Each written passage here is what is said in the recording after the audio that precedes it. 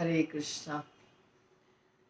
बहुत मुश्किल से कर रही हूँ रिकॉर्डिंग। प्रणति करने से खांसी बहुत तेज होती है और मोबाइल को दूर रखने से भी ज़ोर से बोलना पड़ता है और गले में खराश और खांसी शुरू हो जाती है। इसलिए सबसे माफ़ी मांग रही हूँ और बिना प्रणति के श्रीमद् भागवतम शुरू कर रही हूँ।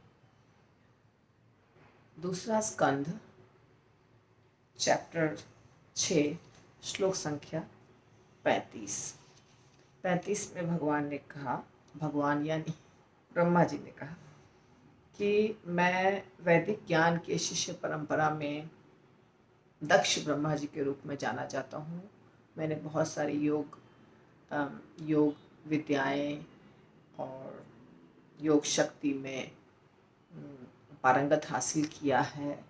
मैं जानता हूँ सब कुछ, पटु हूँ। मैं आत्म साक्षात्कार में पटु हूँ और मुझे प्रणाम करने वाले लोग मुझे प्रजापति के रूप में जानते हैं।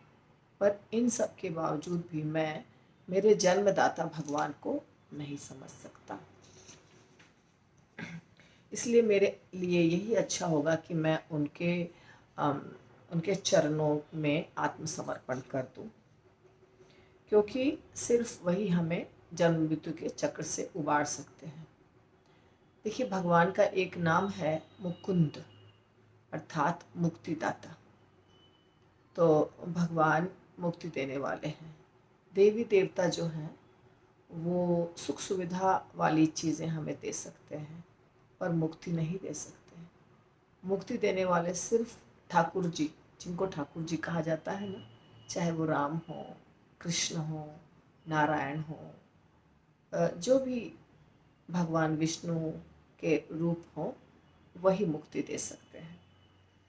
तो ब्रह्मा जी कह रहे हैं कि आत्मसमर्पण करना बहुत अच्छी बात है, कल्याणप्रद है और इससे समस्त सुख की अनुभूति होती है। आकाश भी अपनी सीमाओं का अनुमान नहीं लगा सकता, और जब भगवान अपने सीमाओं का अनुमान नहीं लगा सकते तो दूसरे क्या लगाएंगे।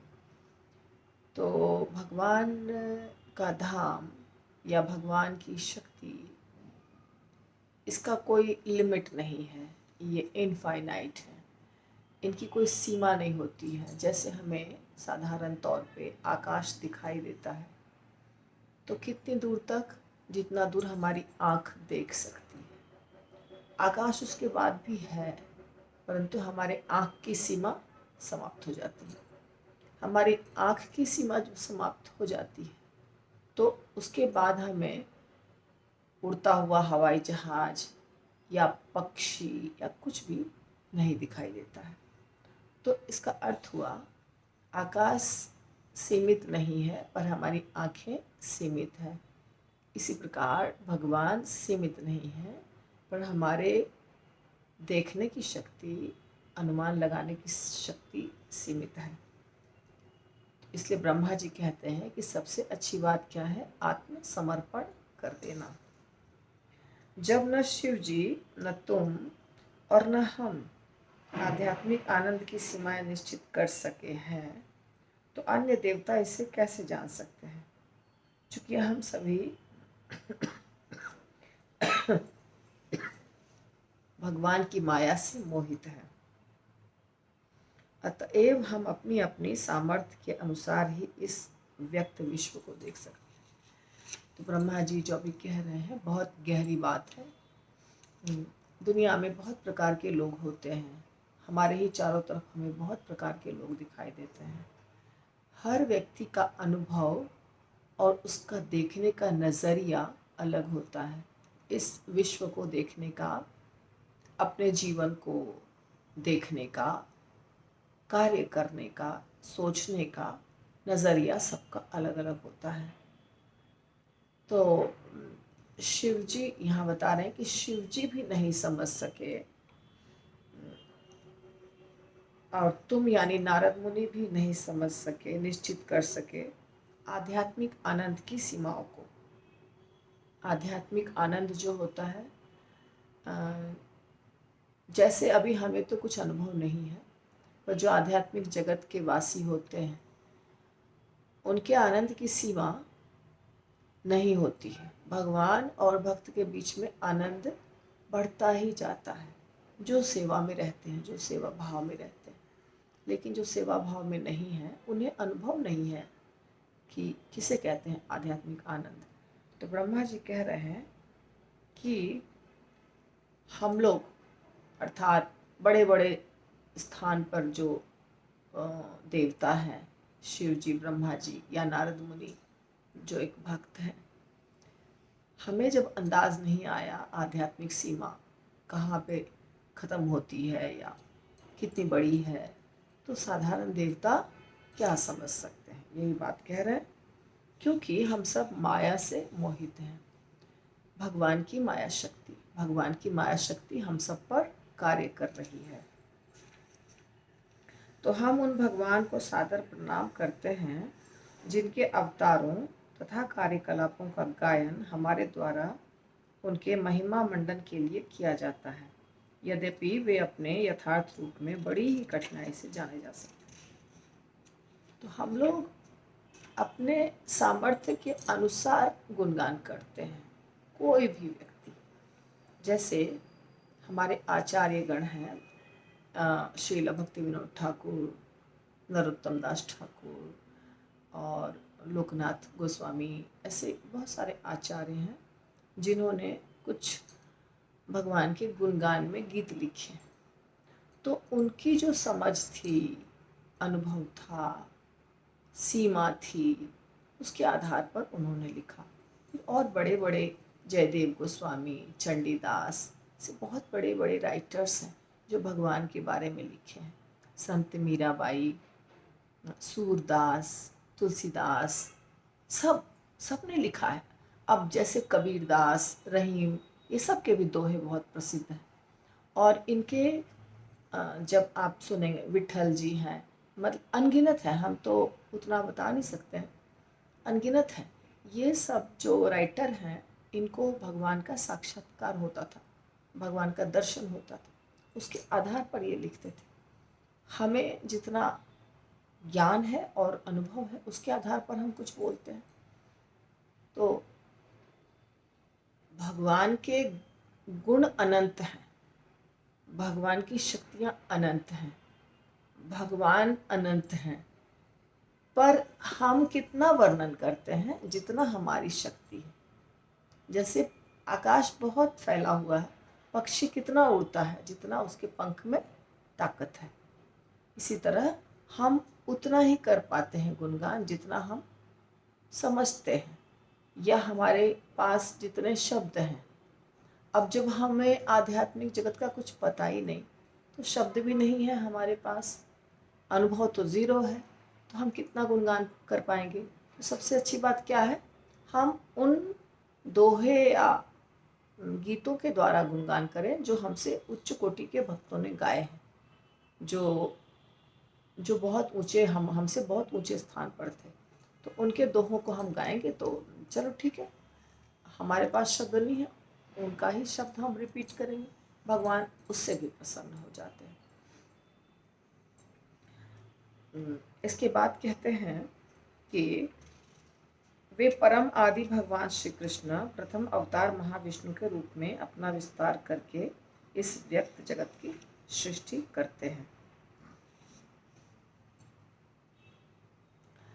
कैसे विस्तार होता है उसके बारे में अभी चर्चा कर रहे हैं ब्रह्मा जी कि सबसे पहले भगवान कृष्ण अपने आप को महाविष्णु के रूप में विस्तारित करते हैं। स एष आद्यः पुरुषः कल्पे कल्पे सृजत्यजः अज आत्मा आत्मनि आत्मना आत्मानं सह संयच्छत् पाति च। किंतु वे अजन्मा हैं। भगवान विष्णु के रूप में अपने आप को विस्तारित करते हैं सृष्टि करने के लिए, पर भगवान स्वयं अजन्म है, अर्थात भगवान कृष्ण के कोई माता पिता नहीं है, उनका कभी जन्म नहीं हुआ था। इतना 1000 साल पहले, इतना लाख साल पहले कभी नहीं। उनका नाम है अजन्मा। भगवान ने ये बात भगवद गीता में भी कहा है। अजो अपि सन अव्ययात्मा भूतानाम ईश्वरोपि सन प्रकृतिम स्वामधिष्ठाय संभवामि आत्म मायया, है ना। अजो अपि सन अव्यय आत्मा, मैं जन्मा हूँ, मैं अव्यय हूँ, पर सारे जीवों का मैं ईश्वर हूँ, भूतानाम ईश्वरोपि। तो भगवान अजन्मा है, भगवान के कोई माता पिता नहीं है। ये जो आपको यशोदा माता, आनंद बाबा, वसुदेव देवकी, ये सब जो माता पिता के रूप में दिखते हैं, वो इस धरती पर लीला करने के लिए, पर आध्यात्मिक जगत में जहाँ भगवान नित्य निवास करते हैं वहाँ उनका कोई माता पिता नहीं है, किसी ने उनको जन्म नहीं दिया है। फिर भी सृष्टि उन्हीं से है, भौतिक पदार्थ तथा अभिव्यक्ति भी वही है। वे कुछ काल तक उनका पालन करते हैं और फिर उन्हें अपने में लीन कर लेते हैं। तो भगवान अभी प्रभुपाद ने बहुत अच्छा बड़ा सा परपोर्ट लिखा है, पर हम परपोर्ट में नहीं जाएंगे क्योंकि वो सब बातें हमको बाहर मिलने वाली है अभी थोड़े समय के बाद सीक्वेंस में। तो भगवान अजन्मा है, भगवान ने महाविष्णु के रूप में अपने आप का विस्तार किया और उसके बाद क्या करते हैं भगवान? भगवान पवित्र हैं और भौतिक क्लेश के समस्त कल्मश से रहित है। भौतिक क्लेश जो होता है वो इस दुनिया के लोगों के लिए है, भगवान के लिए नहीं है। उनके पास ना कोई क्लेश है ना कोई कल्मश है, वे पवित्र हैं, हमेशा पवित्र रहते हैं। कुछ लोगों को लगता है हम कैसे भगवान का नाम लें, हम तो अशुद्ध हैं, है ना। बहुत सारे लोगों को, हमारे यहाँ मृत्यु हुई है तो माला नहीं करेंगे, बच्चे का जन्म हुआ है तो माला नहीं करेंगे, सूतक लग गया है। हम अशुद्ध अवस्था में, एक स्त्री जब होती है तो माला नहीं करेंगे, बस एक बहाना मिल गया माला नहीं करने का। नहीं, माला में हम क्या बोलते हैं? भगवान का नाम, हरे कृष्ण कृष्ण कृष्ण हरे हरे, हरे राम राम राम हरे हरे। भगवान का नाम कभी भी अपवित्र नहीं हो सकता है। भगवान का नाम अपवित्र चीजों को पवित्र करता है। वो कैसे अपवित्र हो जाएगा? हम कितने भी अपवित्र हों। ओम अपवित्रो पवित्रो वा सर्वावस्था गतोपि वा यह स्मरेत पुंडरीकाक्षम स बाह्या भयंतर शुचि, है ना। आप अपवित्र अवस्था में हैं या पवित्र अवस्था में, सर्वावस्था किसी भी अवस्था में, जब आप पुंडरीकाक्ष भगवान यानी भगवान के, कृष्ण के, विष्णु के, राम के, जिनका भी आप नाम लेते हैं, उनका नाम लेते हैं तो सब कुछ पवित्र हो जाता है, अंदर और बाहर से शुद्ध हो जाते हैं। स बाह्या भयंतर शुचि। इसलिए भगवान का नाम किसी भी अवस्था में लिया जा सकता है, कितना भी अपवित्र। अब आप खुद सोचिए, मैं आपको कोई शास्त्र का ज्ञान नहीं दे रही, सीधा प्रैक्टिकल। जब कोई व्यक्ति मर जाता है, मृत्यु हो जाती है, तो उसको लोग लेकर जाते हैं कंधे पर स्मशान घाट। क्या बोलते हैं जाते समय? राम नाम सत्य है, राम नाम सत्य है। अरे राम नाम सत्य मत बोलो, नहीं, राम नाम सत्य मत बोलो बोलते हैं, लेकिन राम नाम सत्य तो सच में है। ये तो सबसे सुंदर वर्ड है। तो उनके शरीर पर तो एक मृत शरीर रखा है। चार जो कंधे देने वाले हैं उनके ऊपर, कंधों पर एक मृत शरीर रखा है, लाश, डेड बॉडी। पर उस डेड बॉडी को लेकर के वो व्यक्ति जो जा रहा है वो क्या बोल रहा है? भगवान का नाम बोलते हैं कि नहीं? आप बताइए। पूरे हमारे देश में सब जगह हिंदू, राम नाम सत्य है। इसी तरह हर जगह भगवान का नाम हर अवस्था में लिया जाता है। अपवित्र होता नहीं है भगवान का नाम। भगवान का नाम हमको पवित्र कर देता है। जैसे गंगा जल, गंगा जल कभी अपवित्र नहीं होती है। गंगा नदी में जितना भी गंदा डालिए फैक्ट्री का गंदा सब नाले वाले सब लोग बहा देते हैं, समझते नहीं हैं कि गंगा माता को अपवित्र नहीं करना चाहिए। पर फिर भी गंगा जल का जो गुण है वो रहता ही है, वो समाप्त नहीं होता है। ऐसा नहीं है कि गंदगी डाला तो अब गंगा जल उसमें कीड़े लगने लग गए, उसका जो गुण है वो समाप्त हो गया, ऐसा नहीं होता है।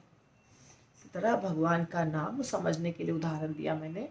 गंगा जल से भगवान का नाम बहुत बहुत करोड़ों गुना ज़्यादा पवित्र है, लेकिन फिर भी गंगा जल भी इसलिए पवित्र है क्योंकि भगवान की अंगूठी से स्पर्श करते हुए नीचे आई है वामन लीला में।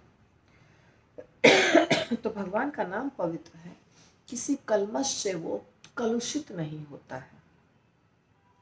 परम सत्य है, साक्षात पूर्ण ज्ञान है, वे सर्वव्यापी, अनादि, अनंत तथा अद्वय हैं। हे नारद, हे ऋषि, बड़े बड़े मुनि उन्हें तभी जान सकते हैं जब वे समस्त भौतिक लालसाओं से मुक्त हो जाते हैं और अविचलित इंद्रियों की शरण ग्रहण कर लेते हैं। अन्यथा व्यर्थ के तर्कों से सब कुछ विकृत हो जाता है और भगवान हमारी दृष्टि से ओझल हो जाते हैं।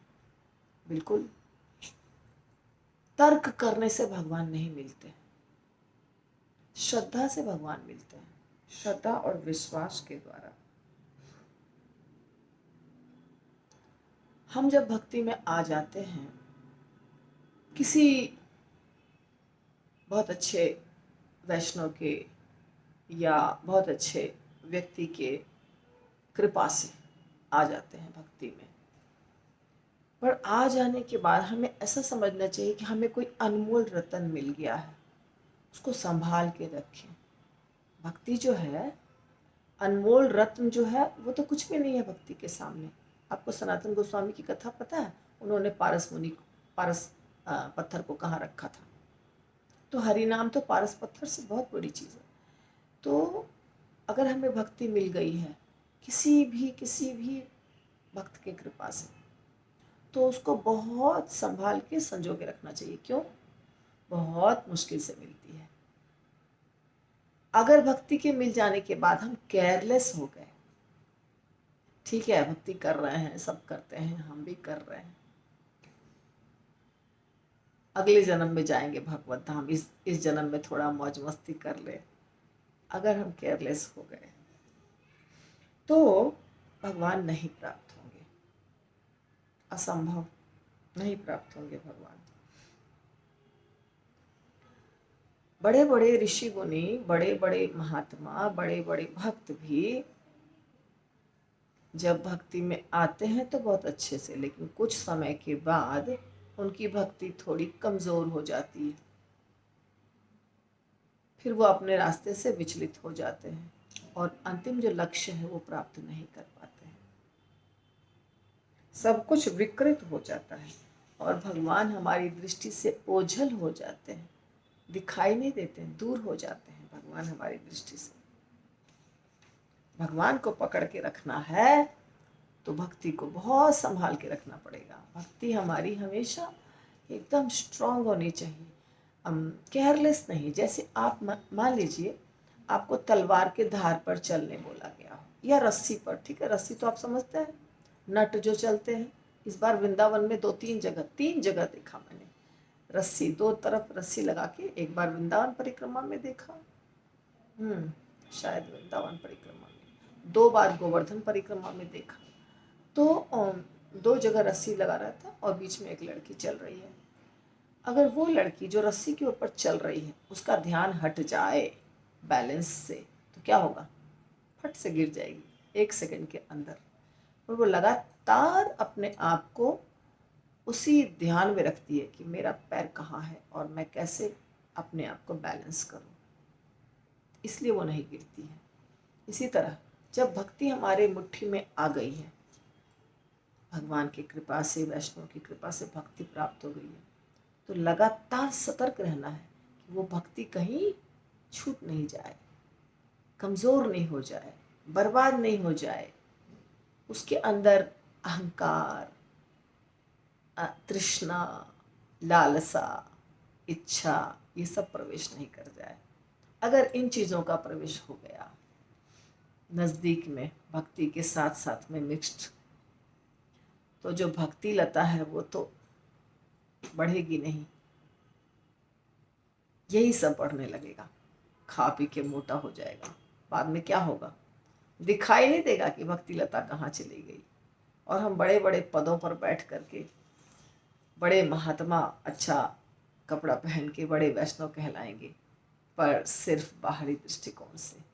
अंदर से तो हम वैष्णव बचे नहीं, रहे नहीं, और भगवान हमसे बहुत दूर चले जाएंगे। इसलिए हमेशा सावधान, 24 आवर्स सावधान। कारनार्णवसाई विष्णु ही परमेश्वर के प्रथम अवतार हैं। वे नित्य काल, आकाश, कार्य कारण, मन, तत्वों, भौतिक अहंकार, प्रकृति के गुणों, इंद्रियों, भगवान के विराट रूप, गर्भोदक्षाय विष्णु तथा समस्त चर एवं अचर जीवों के स्वामी। तो पहला जो विस्तार किया भगवान ने, जिसका नाम महाविष्णु है, उन्हीं का नाम कारणोदक्षाई विष्णु भी है या कारनार्णवशाई विष्णु भी है। तो इनसे ही बाद में सब कुछ निकलेगा, प्रकट होगा। ये श्रीमद् भागवतम के श्लोक है। यहाँ पर लिखा है पुरुषः, सिर्फ प्रभुपाद ने परपोर्ट में लिखा है कारनार्णवशाई। आद्यो अवतारः पुरुषः परस्य कालः स्वभावः सदसन्मनश्च द्रव्यं विकारो गुण इंद्रियाणि विराट स्वराट स्थास्नु चरिष्णु भूम्नः।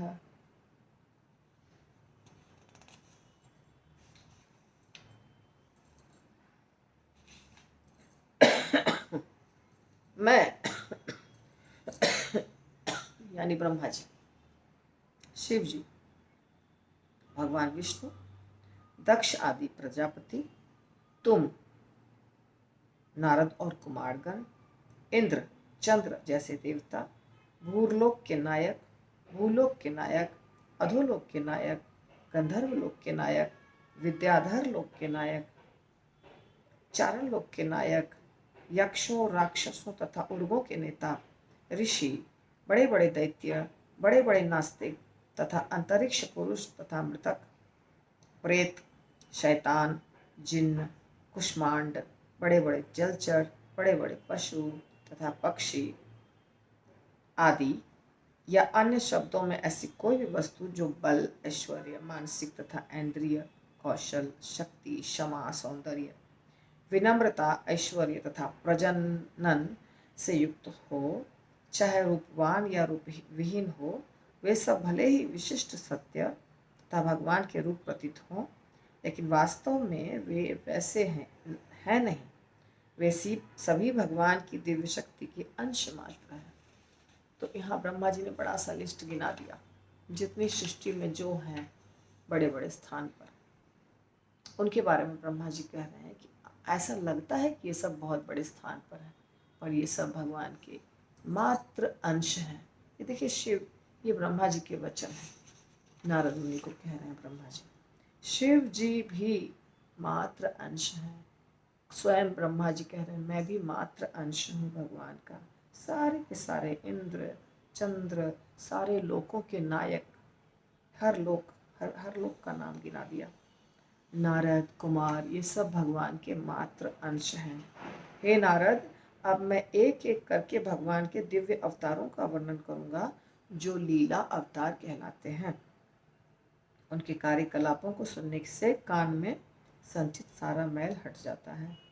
ये लीलाएं सुनने में मधुर हैं और आस्वाद्य हैं, अतएव ये मेरे हृदय में सदैव बनी रहती हैं।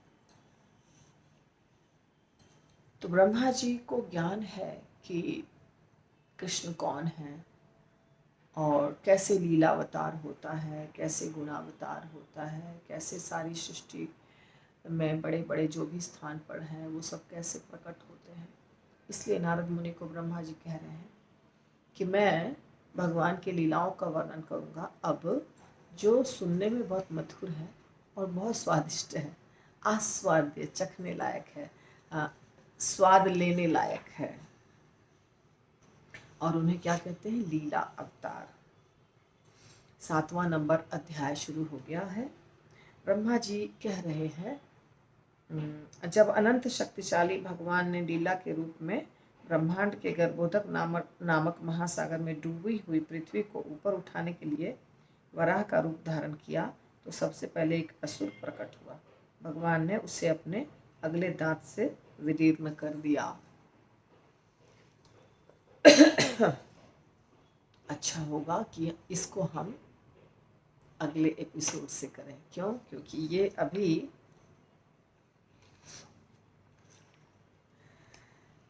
वराह भगवान, ये तो बहुत लंबा चलेगा।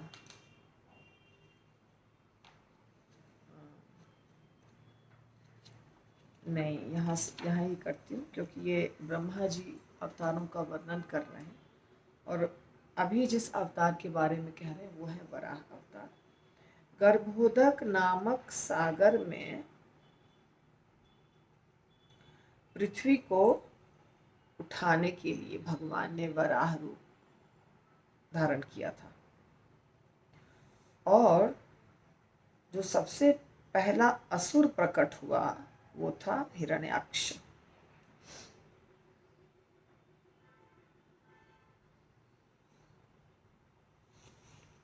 हिरण्यकश्यप का भाई था हिरण्याक्ष, जो भगवान से लड़ने के लिए आया था। भगवान ने एक अवतार लिया, उसका नाम है वराह अवतार, शुक्र अवतार, वराह या शुक्र जो भी कहिए। किस लिए शुक्र अवतार लिया? क्योंकि पृथ्वी को हिरण्याक्ष ने गर्भोदक सागर में फेंक दिया था। गर्भोदक सागर वो सागर है जहाँ गर्भोदक शायद विष्णु लेटते हैं, और पृथ्वी तो ऊपर में थी। मगर हिरण्यकश्यप को भगवान ने मारा था, नरसिंह भगवान ने। तो हिरण्यकश्यप का भाई था हिरण्याक्ष। तो हिरण्याक्ष को बहुत गुस्सा आया कि मेरे भाई को कैसे मारा विष्णु ने। वो असुर जानते हैं कि नरसिंह भगवान विष्णु हैं, जो जो अवतार है सबको पहचानते हैं असुर। तो उसे गुस्सा था कि मेरे भाई को विष्णु ने मारा है, तो मैं विष्णु को मार डालूंगा। तो वही विष्णु भगवान जो हिरण्यकश्यप को मारे थे नरसिंह रूप लेकर के, वही दूसरा रूप लिए थे अभी वराह का। तो हिरण्याक्ष ने क्या किया था? हिरण्याक्ष ने पृथ्वी को गर्भोदक सागर में फेंक दिया था। भगवान उसको उठाने के लिए वराह का, शुक्र का अवतार लिए, क्योंकि शुक्र उठा सकता है ना।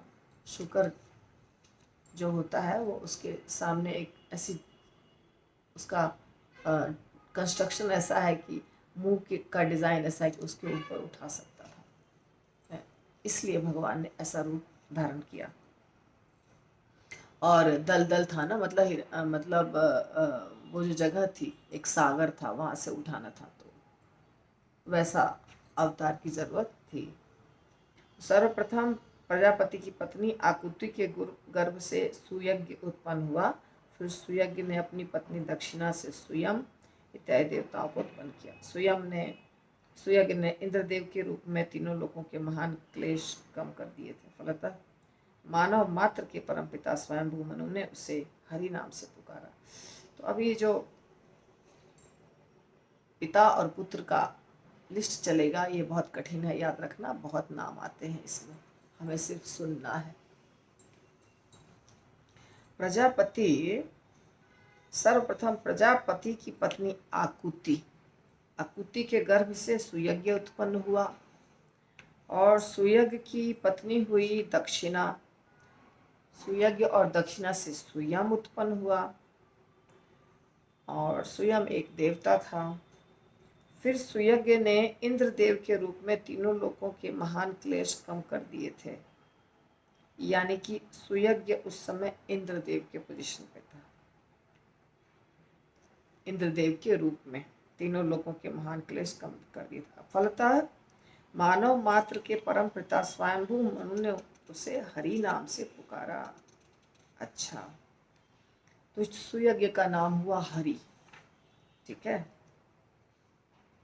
सिर्फ नाम है, अभी अवतारों के नाम बता रहे हैं ब्रह्मा जी। अभी अवतारों के बारे में डिटेल नहीं आया है, नाम है। तो पहला अवतार क्या हो गया, हमने देखा पहले शुक्र अवतार, वराह वराह अवतार। दूसरा अवतार देखा जो इंद्र के रूप में था, सुयज्ञ नाम का इंद्र, उसका एक नाम हुआ हरि। हरि, स्वयंभू मनु ने उन्हें हरि करके पुकारा। फिर इसके बाद क्या हुआ, भगवान कपिल का अवतार हुआ और प्रजापति ब्राह्मण करदम तथा उनकी पत्नी देवहूति के पुत्र के रूप में हुए कपिल। अन्य 9 स्त्रियों के साथ जन्म लिया, 9 बहनें हुई उनकी, और एक ये हुए पुत्र जिनका नाम हुआ कपिल, कपिल अवतार। उन्होंने अपने माता को आत्म साक्षात्कार के विषय में शिक्षा दी, जिससे वे उसी जीवन काल में सांसारिक गुण रूपी कीचड़ से विमल हो गई और उन्होंने मुक्ति प्राप्त की, जो कपिल का मार्ग है। तो कपिल ने अपनी माता देवहूति को शिक्षा दी थी। करदम मुनि और देवहूति के पुत्र के रूप में कपिल मुनि आए, जो भगवान के अवतार थे। अत्रि मुनि ने भगवान से संतान के लिए प्रार्थना की और उन्होंने प्रसन्न होकर स्वयं ही अत्रि के पुत्र के रूप में दत्तात्रेय, दत्त अत्रि का पुत्र दत्तात्रेय, दत्तात्रि क्या हो गया, दत्तात्रेय के रूप में अवतार ग्रहण करने का वचन दिया और भगवान के चरण कमलों की कृपा से अनेक यदु है इत्यादि पवित्र हुए और उन्होंने भौतिक तथा आध्यात्मिक दोनों ही वर प्राप्त किए। तो ये एक अवतार हो गया दत्तात्रेय, जो किनके पुत्र के रूप में हुए, ये हुए अत्रि मुनि के पुत्र के रूप में, अनसुईया और अत्रि। इनकी कथा बाद में आएगी, सिर्फ नाम है अभी। विभिन्न लोकों की उत्पत्ति करने के लिए मुझे तपस्या करनी पड़ी और भगवान मुझसे प्रसन्न हुए। तब क्या हुआ, 4 पुत्रों का जन्म हुआ, सनक सनातन सनत सनंदन, ये हो गए कुमार। ये सब लीला अवतार, यहाँ कुमारों को भी लीला अवतार ही कहा जा रहा है। पिछली सृष्टि में आध्यात्मिक सत्य का विनाश हो चुका था, किंतु इन 4 कुमारों ने इतने स्पष्ट ढंग से उसकी व्याख्या की कि मुनियों को तुरंत सत्य का साक्षात्कार हो गया। तो 4 कुमार जो हैं, इनकी चर्चा होगी, पर 4 कुमार हमेशा छोटे ही बच्चे के रूप में रहते हैं, 5 वर्ष के बच्चे, और उन्हें बहुत ज्ञान है। कुमार एक संप्रदाय है, जैसे हम ब्रह्म संप्रदाय में हैं, वैसे कुमार संप्रदाय भी है। तो उनके पास ज्ञान है, वो गुरु हैं, उन्होंने संप्रदाय चलाया है। तो उन्होंने अपनी तपस्या की विधि प्रदर्शित करने के लिए धर्म की पत्नी तथा दक्ष की पुत्री मूर्ति के गर्भ से नर नारायण युगल के रूप में जन्म लिया। ये फिर अगला अवतार है, नर नारायण, 2 नर और नारायण, 2 अवतार एक साथ हुए। और इनके माता और पिता का नाम था, देखिए, धर्म और मूर्ति। धर्म पिता, मूर्ति हो गई माता, और पुत्र हुए नर और नारायण। फिर कामदेव की सखियां, स्वर्ग की सुंदरियां उनका व्रत भंग करने आई, किंतु असफल रही, क्योंकि उन्हें भगवान के शरीर से अपने समान अनेक सुंदरियां उत्पन्न होती दिखाई पड़ी जब वो आई थी।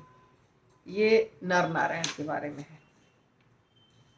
श्रीमद् भागवतम में इनका वर्णन ज़्यादा नहीं है। शिव जैसे महापुरुष अपनी रोषपूर्ण चितवन से वासना को जीतकर उसे दंडित तो कर सकते हैं, किंतु वे स्वयं अपने क्रोध के अत्यधिक प्रभाव से मुक्त नहीं हो सकते। ऐसा क्रोध कभी भी उनके हृदय में प्रवेश नहीं पाता, क्योंकि वे इससे ऊपर है। तो फिर भला उनके मन में वासना को शरण कैसे प्राप्त हो सकती है। शिव जी के बारे में कह रहे हैं, शिव जी काम वासना से बहुत दूर थे, उसको जीते हुए थे पूरा, इसलिए शिव जी धीर कहलाते हैं, धीर पुरुष हैं शिव जी। और किंतु वे अपने पर क्रोध है उनको, तमोगुण लिया है ना उन्होंने, तमोगुण से विनाश होता है, तो क्रोध है। कभी ऐसा क्रोध कभी भी उनके हृदय में प्रवेश नहीं पाता, लेकिन ऊपर ऊपर से है। शिव जी वैष्णव है, महान वैष्णव। तो फिर भला उनके मन में वासना, हाँ, तो शिव जी जो भी क्रोध करते हैं वो सिर्फ जहाँ ज़रूरी है करना, जहाँ उनको ज़रूरत होती है करने की, वहाँ करते हैं। ऐसा नहीं कि शिव जी साधारण मनुष्य की तरह क्रोध के साथ तमतमाते रहते हैं, ऐसा कुछ नहीं है। बाहरी, सिर्फ बाहर से क्रोध है। अब देखिए, ये अंदर प्रभुपाद ने कुछ कथा जैसा बताया है, मैं आपको सुनाती हूँ, क्योंकि आप बोर हो गए होंगे ना इतना फिलॉसफी सुन के। जब भगवान शिव और कठिन तपस्या में लगे थे, तो कामदेव ने अपना बाण चलाया शिव जी के ऊपर। शिव ने क्रुद्ध होकर कामदेव को देखा तो उनका शरीर भस्म हो गया। कामदेव का, शिव परम शक्तिमान होते हुए भी क्रोध के प्रभाव से मुक्त नहीं थे, किंतु भगवान विष्णु के आचरण में कभी भी क्रोध करने की कोई घटना नहीं पाई जाती। हाँ, शिव जी क्रोधित होते हैं। अब भगवान विष्णु के बारे में ऐसा बताया कि जब भृगु मुनि ने जानबूझकर उनके वक्षस्थल पर प्रहार किया, तो मुनि क्रुद्ध होने के बजाय भगवान ने यह कहकर क्षमा मांगी कि उनका वक्षस्थल कठोर होने से मुनि के चरण में चोट तो नहीं आई। ये तो एक कथा है। भृगु मुनि तीनों का टेस्ट लिए थे, ब्रह्मा, विष्णु और महेश। क्रोध ब्रह्मा जी को भी आया और शिव जी को भी आया, पर विष्णु भगवान को क्रोध नहीं आया। विष्णु भगवान ने कहा कि आपको कहीं चोट तो नहीं लगी, मेरा हृदय बहुत कठोर है। तो वही उदाहरण प्रभुपाद ने यहाँ दिया है। मुझे ऐसा लगता है आप लोग को ये कथा पता है, तो इसलिए मैं उस कथा के अंदर नहीं जा रही हूँ। उस कथा को एक अलग एपिसोड में बनाऊंगी। तो अतः जब भगवान क्रोध से किसी प्रकार प्रभावित नहीं होते, तो फिर क्रोध से कम शक्तिशाली कामेच्छा तो है ही नहीं भगवान के अंदर। विष्णु भगवान के अंदर कामेच्छा नहीं है बिल्कुल भी, क्रोध भी नहीं है, काम भी नहीं है। तो जब काम तथा इच्छा की पूर्ति नहीं होती तब क्रोध आता है। अतः जब क्रोध अनुपस्थित है तो फिर काम कैसे उत्पन्न हो सकता है। बहुत अच्छा प्रभुपाद ने जो बताया है यहाँ, ये भगवद गीता में है। क्रोधात भवति सम्मोह, सम्मोहात स्मृति विभ्रमा, स्मृति भंशात बुद्धि नाशात प्रणश्यति, है ना। कैसे क्रोध आता है, काम के पूर्ति नहीं होने पर क्रोध आता है। भगवान विष्णु को काम भी नहीं है और क्रोध भी नहीं है। यही सब प्रभुपाद ने यहाँ पर पूर्व में लिखा है। राजा की उपस्थिति में सौतेली माता के कटु वचनों से अपमानित होकर ध्रुव महाराज बालक होते हुए भी वन चले गए तपस्या करने के लिए, और भगवान प्रसन्न हुए। भगवान ने उन्हें ध्रुव लोक दिया, जिसकी पूजा ऊपर नीचे सभी मुनि करते हैं।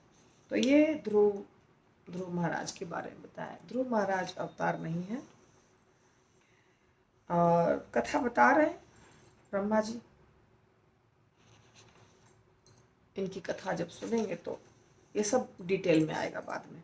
महाराज वेन कुमारगामी हो गया, अतः ब्राह्मणों के ने वज्र श्राप से उसे दंडित किया। इस प्रकार राजा वेन अपने सत्कर्मों तथा ऐश्वर्य के कारण से भस्म हो गया और नरक के पथ पर जाने लगा। सत्कर्म और ऐश्वर्य के सहित भस्म हो गया, अर्थात जब वो गलत काम किया वेन, तो उसके जितने भी पुण्य थे सब समाप्त हो गए। किंतु भगवान ने अपनी अहेतुकी कृपा से उसके पुत्र के रूप में, पृथु के रूप में जन्म लिया। ठीक है, ये एक अवतार है भगवान का, पृथु महाराज। और वेन को नरक से उबारा, पृथ्वी का दोहन करके उससे सभी प्रकार की चीजें उत्पन्न की। ये भी आपको लीला विस्तार पूर्वक आएगी, महाराज वेन और पृथु महाराज की लीला। राजा नाभि की पत्नी सुदेवी के पुत्र के रूप में भगवान प्रकट हुए और ऋषभ देव कहलाए। ये भी एक अवतार है, ऋषभ देव। नाभि और सुदेवी से अपने मन को समदर्शी बनाने के लिए उन्होंने योग साधना की। इस अवस्था को मुक्ति का सर्वोच्च सिद्ध पद भी माना जाता है, जिसमें मनुष्य अपने में स्थित रहकर पूर्णतया संतुष्ट रहता है। तो ऋषभ देव जिनके भरत महाराज पुत्र थे, जिसके नाम पर भारत इस देश का नाम है, उनके सारे पुत्र एक से बढ़कर एक थे। ऋषभ देव के सारे के सारे उसमें 9 तो नव योगेंद्र हो गए, एक भरत महाराज हो गए, फिर 9 मुनि बन गए। बहुत महान महान उनके पुत्र थे। जब ऋषभ देव की कथा आएगी तो आप सुनिएगा। अब कथाएं आएंगी, चिंता मत करिए, अब बहुत मजा आएगा आपको। तो भगवान मेरे द्वारा संपन्न यज्ञ में हयग्रीव अवतार के रूप में प्रकट हुए। वे साक्षात यज्ञ हैं और उनके शरीर का रंग सुनहला है। वे साक्षात वेद भी हैं और समस्त देवताओं के परमात्मा हैं। जब उन्होंने श्वास ली तो उनके नथुनों से समस्त मधुर वैदिक स्तोत्रों की ध्वनियां प्रकट हुई। हयग्रीव भी एक भगवान का रूप है। तो आप कहेंगे माता जी कथा बहुत लंबी हो गई है, इसलिए मुझे अब यहीं रोकना पड़ेगा। बहुत मुश्किल से खांसी कंट्रोल में आया है, तो अभी कथा यहीं रोक देंगे भागवतम, और अगले दिन होगा। अब कुछ और रिकॉर्डिंग करूँगी हल्का फुल्का। श्रीमद् भागवतम की जय, श्रील प्रभुपाद की जय, आप सारे भक्त वृंद की जय जो कथा सुनते हैं। जो नहीं सुनते हैं वो भी सुनिए, लाइक करिए, सब्सक्राइब कीजिए और शेयर कीजिए। पवित्र मंजरी देवी दासी का दंडवत प्रणाम। हरि बोल।